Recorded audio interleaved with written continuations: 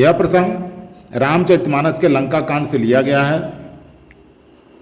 जब हनुमान जी संजीवनी बूटी लेकर के नहीं लौटे और अर्धरात्रि हो गई तो प्रभु श्री राम ने लक्ष्मण को देखकर गले लगा लिया और विलाप कर रहे हैं। तुलसीदास जी ने बहुत अच्छा प्रसंग लिखा है, मैं अर्थ सहित आप लोगों को बताता हूँ।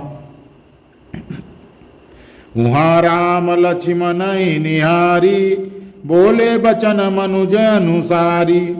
अर्धरात गई कपि नहीं आवा, राम उठाए अनुजौर लावा।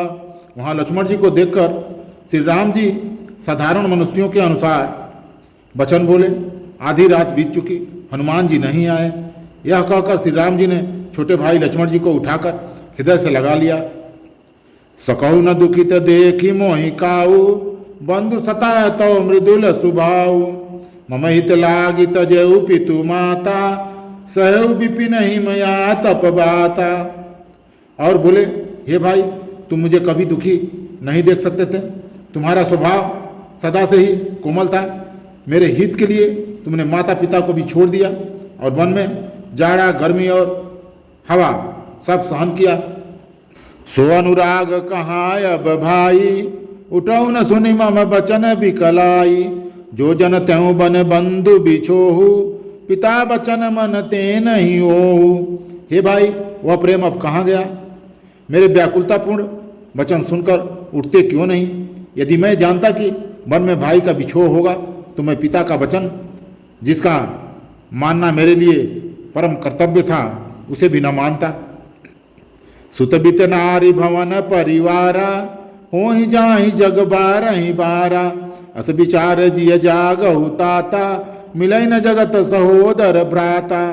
पुत्र, धन, स्त्री, घर और परिवार ये जगत में बार बार होते और जाते हैं, परंतु जगत में सहोदर भाई बार बार नहीं मिलता। हृदय में ऐसा विचार कर हे तात जागो।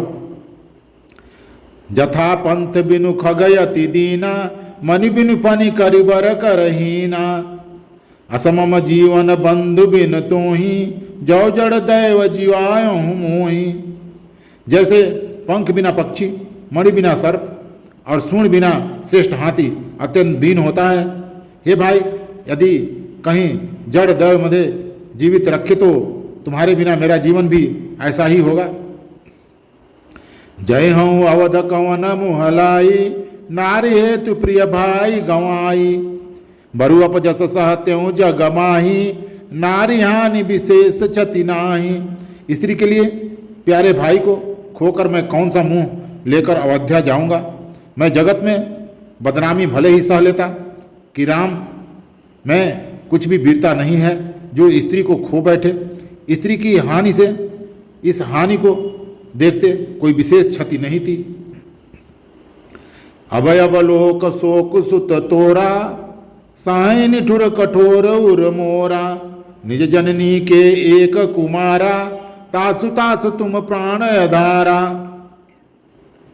अब तो हे पुत्र, मेरा निष्ठुर और कठोर हृदय अपजस और तुम्हारा शोक दोनों ही सहन करेगा। हे तात, तुम अपनी माता के एक ही पुत्र और उसके प्राण का धार हो।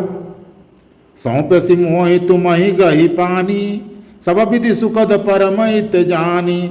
उतर काह दही हो तेहि जाई, उठकिन मोहि सिखावहु भाई।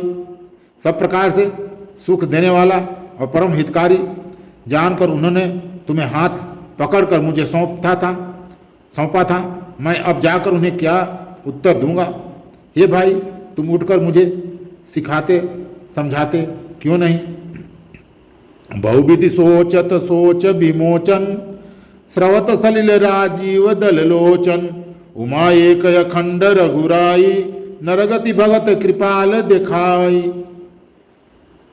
सोचते छुड़ाने वाले श्री राम जी बहुत प्रकार से सोच कर रहे हैं। उनके कमल की पंखुड़ी के समान नेत्रों से विषाद के आंसुओं का जल बह रहा है। शिव जी कहते हैं, हे उमा, श्री रघुनाथ जी एक अद्वितीय और अखंड वियोग रहित हैं।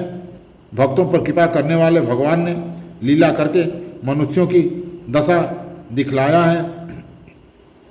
सो तुम जानहु अंतर जामी, पुरवहु मोर मनोरथ स्वामी।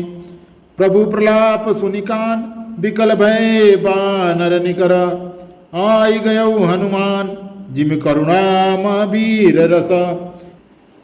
किए गए प्रलाप को कानों से सुनकर वानरों में के समूह व्याकुल हो गए। इतने में ही हनुमान जी आ गए। जैसे करुण रस के प्रसंग में वीर रस का प्रसंग आ गया हो। आज का प्रसंग इतना ही। सभी भाइयों को नमस्कार, प्रणाम। जय श्री राम।